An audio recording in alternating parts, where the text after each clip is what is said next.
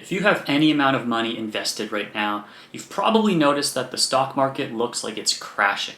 The S&P 500 is down more than 300 points since its highs. Big tech stocks, Bitcoin, and even crypto has been crashing over the past week. Even the Nikkei Index in Japan is down over 6% in a single day, which is one of the largest drops in its history. So what exactly is going on, and what does Japan have to do with it? What's up, everyone? This is Brandon from Wealth Potion, and today we're going to be exploring why the market has been crashing over the past week. We're going to look at three main reasons why the market is crashing. We're going to start with the simplest reasons, and we're going to work our way to the more advanced reasons.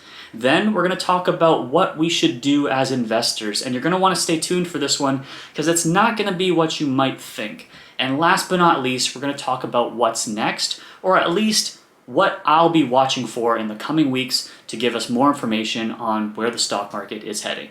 So let's dive in. The first and simplest reason for this market correction is that many companies are missing their earnings. For those that aren't familiar, every publicly traded company needs to have earnings calls and earnings releases. So every quarter they host a call where any public investor may join and can listen to how that company did over the past quarter. They then also provide what's called guidance into how they're going to perform next quarter and next year. And many big companies are missing those earnings expectations for them set out by the market. Amazon dropped about 11% this week right after they missed earnings. Intel dropped over 30% this week after they not only missed earnings, provided poor guidance, and also announced that they'll probably be doing layoffs. Microsoft, even though their earnings weren't so bad, they missed cloud revenue numbers, which is a big part of their business, and they dropped about 8%. This is a trend, and while each of these companies are, of course, unique and distinct in their own ways, this is a broader signal to the market and to investors that companies are not doing as well as they should be. And that obviously is causing the stock market to downturn right now. There's also an important takeaway here that all investors should understand, which is big tech, or what's commonly referred to today as the Magnificent Seven. You may have heard the term FANG stocks before, which used to be Facebook, Amazon, Apple, it used to be Netflix, but it's now Nvidia and Google. That's been expanded to now be called the Magnificent Seven, which now includes Tesla and Microsoft. The Magnificent Seven are the 7 biggest companies in the stock market. The S&P 500, for example, is the 500 biggest companies, so the Magnificent Seven is the top 7. Why is this important? Because the proportion that the Magnificent Seven makes up within the S&P 500 has been growing over time. In other words, those top 7 companies are growing much faster than the rest of the 500 largest companies in the world. So when those 7 companies have bad earnings, it has a much bigger impact on the rest of the stock market than a year ago, or 5 years ago, or 10 years ago. This is really important to understand as an investor, because if you're not invested in those big 7 companies or the Magnificent Seven, you're missing out on a lot of the gains in the market, but you're still susceptible to those Magnificent Seven stocks declining in value. So anyways, that concludes the first reason. Pretty straightforward. Companies are missing their earnings. Now let's look at the second reason why the stock market has been declining, and it's a little bit more complex than the first, but I'm going to explain it in really simple terms. And the concept is the unemployment rate. But as you'll see, it's not the absolute number of the employment rate, it's actually the change in the unemployment rate and also how the unemployment rate is doing compared to market expectations. So for context, the Bureau of Labor Statistics, or the BLS, puts out employment data every month. And among that employment data, one of the most important data points is the unemployment rate, which calculates the percentage of Americans that are currently unemployed. Now, remember what we talked about with earnings calls. Just like public companies have expectations set for them, and then they either hit or miss those expectations, the same thing happens with the broader US economy. And so when the BLS puts out employment data, it's not just the percentage of the unemployment rate that people look at, it's how did the data look compared to expectations? Now, to better understand why these expectations are important, we have to introduce a new player to the conversation, which is the central bank. The Central Bank of the United States is more commonly referred to as the Federal Reserve, and the Federal Reserve has a dual mandate, meaning they have 2 stated objectives: stable prices and maximum employment. So you can see why they're incredibly relevant to the unemployment data.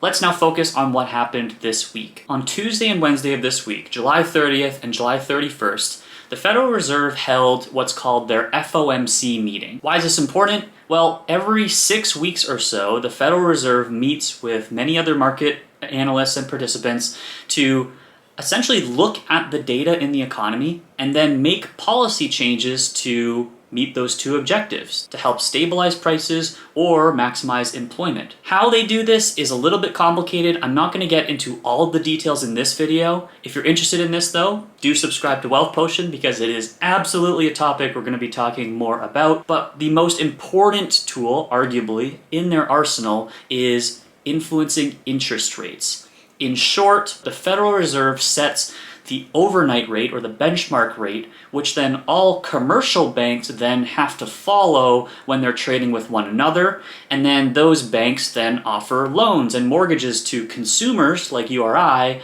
at rates slightly above that rate. The Federal Reserve controls the interest rates in the economy. In the United States, the Federal Reserve benchmark rate has been around 5.25 to 5.5% for some time. The Federal Reserve has been doing this to combat inflation, which we've all experienced has been pretty high in the past few years. Having high interest rates slows down the economy a bit so that inflation can come back down. Now this week at the FOMC meeting, many investors thought that the Fed would cut rates. A lot of investors were hoping that they would cut rates. In other words, cutting rates would mean stimulating the economy. It would encourage more borrowing of money and less saving of money, which would bring down the unemployment rate. But the Federal Reserve did not do that. They kept rates the same, which was a surprise to some investors. Now fast forward literally 24 hours to August 1st, and the BLS puts out their unemployment data, and it was a shocker. The unemployment rate was 4.3%, which was much higher than what the Federal Reserve expected. In fact, just in June, so just less than 2 months ago, the Federal Reserve projected that the unemployment rate would peak at 4% in 2024. So not even 2 months later, unemployment rate is 4.3%. That's kind of a big deal. So what happens? This creates fear in the market. People look at the Federal Reserve and say, maybe they got this wrong, and so investors are pulling their money out of the market. As a sidebar here, as mentioned, we're going to do a lot more videos on the Federal Reserve and the central banking system, but there's an important concept that I think is really interesting and many of you should know about, which is called forward guidance. The Federal Reserve is so powerful, maybe powerful is not the right word, they're so impactful to the economy and the stock market that when they make statements, it's called forward guidance because their statements have the ability to actually move the market. For example, if Jerome Powell, the chairman of the Federal Reserve, goes out at the FOMC meeting and says the economy is strong, investors get confident, they deploy more capital into the market, and then the stock market goes up and the economy gets stronger. And so the Federal Reserve is incredibly important. And this is why I'm emphasizing that we will be doing more videos on them in the future. So to summarize point number 2, the economy is not doing as well as expected, and the Federal Reserve has not yet stepped in to help out the economy. Now, let's talk about a third reason why the stock market might be declining right now. It's a bit of a complex reason, and I think it's an important one to understand, at least at a high level, because it gives you a glimpse into how institutional investors manage money. And these institutional investors, their decisions have the ability to make impacts all across the world. And this is where Japan comes into play. So there is a trade that has been popular for some time now called the carry trade. Now, before I explain the trade itself, I'm going to provide a little bit of context. Institutional investors really like predictability. When you're managing billions of dollars, it's very important to not lose any money. So where they can get a couple of basis points or a couple of percentage points on such vast numbers of money, that's really attractive to institutional investors. And an opportunity opened up between the United States and Japan. And that trade is possible because of predictability within the central banks of the United States and of Japan. Or in other words, the Federal Reserve and the Bank of Japan. The United States States typically responds in certain ways to economic conditions. As an example, over the past few years, we've experienced inflation in the United States and really across the globe, and in response to that, the Federal Reserve hiked rates. They brought rates up to about 5%. The Bank of Japan, however, does not do that. They typically stimulate their economy by keeping rates low. In fact, the Bank of Japan actually had negative interest rates for some time. That's a concept that we're not going to cover in today's video, but to really summarize, the United States Federal Reserve typically keeps rates high to combat inflation, and the Bank of Japan typically keeps rates low to stimulate the Japanese economy. Let's use a quick analogy. Imagine that your bank has an interest rate of 0%, and down the street, the bank has an interest rate of 5%. Well, you could go to your bank, borrow money at 0%, then go down the street and invest that money into a, say, high-yield savings account and make 5% on the money that you borrowed for 0%. That's basically how the carry trade works. So what institutional investors would do is they would go to Japan and borrow Japanese yen at quite literally 0% or close to 0%. They would then convert the Japanese yen to US dollars. They would go to America, they would buy bonds or treasury bills, or in some cases, US equities or stocks, and then they would basically leverage this free loan they got of Japanese yen and invest and capture that difference. So let's say they hold a 5% one-year bond. They would hold that to maturity for 1 year. They'd make 5% on their money. Then they'd exchange their US dollars back to yen to pay back their loan. Now, what if one of those requirements I mentioned earlier that made this so predictable, what if one of those things were to change? And that is also what happened this week, because on July 31st as well, the Bank of Japan hiked their interest rates from 0% to 0.25%. This doesn't sound like a lot, especially if you're from the US or you're more familiar with the US system,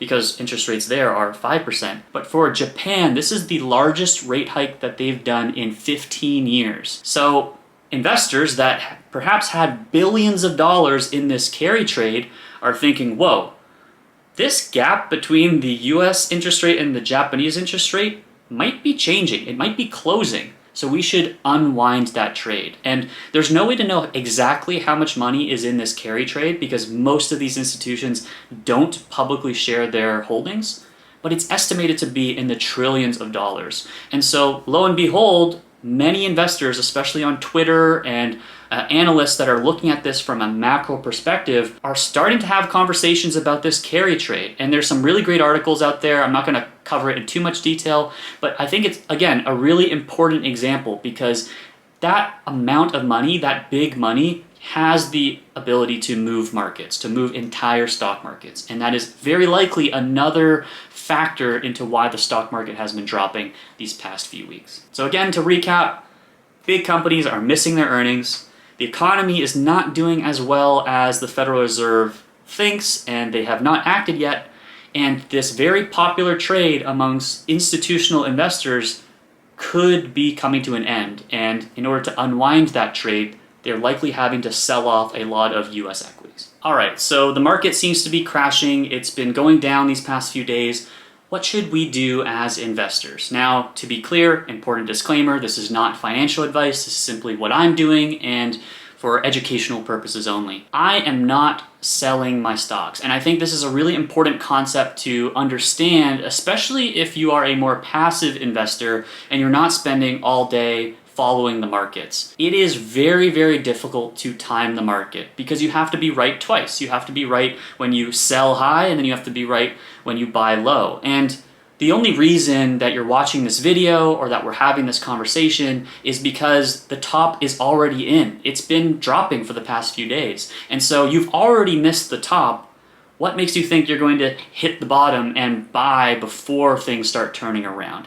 It is very, very difficult to do so. And to really prove this to you, you can look at the data because most of the time when you look at the stock market's performance and you look at the performance of individual days, the best days on the stock market happen after a large dip in the stock market. And if you miss the best days in the stock market, it actually wipes out the majority of your investment. And so it's really important to not sell at these types of times, or to put it simply, don't allow fear to make you want to sell your stocks or sell your investments, because over time, investments do tend to go up. Now, this is not a guarantee, and I think there are many things you can do to hedge your investments.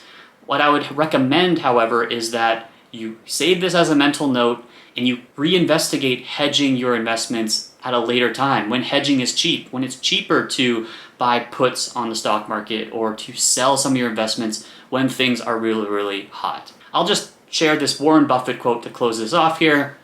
Be fearful when others are greedy, and be greedy when others are fearful. This is a very important concept, and if you're afraid because the stock market is dropping, it might not be the best thing to sell. All right, so that's what we should do as investors for educational purposes only. What happens next? Now, obviously, I don't have a crystal ball, and I don't claim to have a crystal ball, but there are a few things that I'm looking out for that may or may not happen that will help us better understand what's going to happen throughout the rest of this year. The first one is actually looking at Japan, because even though they hiked their rates once, we want to see if they are going to continue to do so. And so if they hike rates again in a few weeks, or if they continue to make public statements that they intend on hiking rates, that could unwind the carry trade further and cause more damage in the stock market. Secondly, I'm going to be watching for Janet Yellen's commentary. Who is Janet Yellen? She is the Secretary of the Treasury.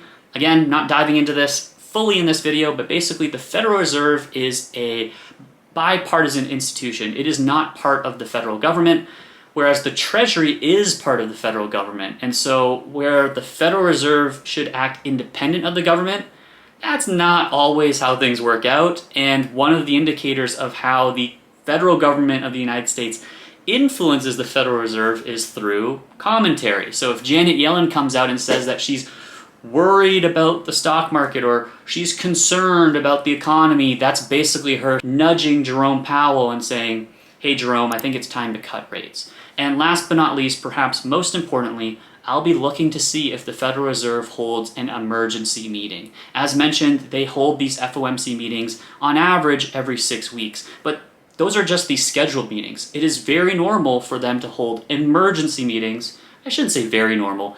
It happens sometimes, and it's at those meetings where the Federal Reserve may say, hey, you know what, we were wrong, the economy is worse than we thought, we're going to cut rates. And if they do that, we're going to see the stock market recover pretty darn quickly. So again, another reason to not give into the fear and start selling your stocks because the world is ending. Anyways, I hope this was a helpful video. I want to put this out quickly since the stock market dipped just last week. Tell me what you think about these types of videos. If you like having videos that are more about recent financial events as opposed to broader kind of concepts and terminology. Now, I still try to keep some of that content in here, right? We're talking about the Federal Reserve so that you're learning about how the economy and the stock market works, but really I'm talking about recent events. So let me know. I'd love to hear your feedback. Like the video, leave a comment, ask me questions, and I will see you next time. Thanks, y'all.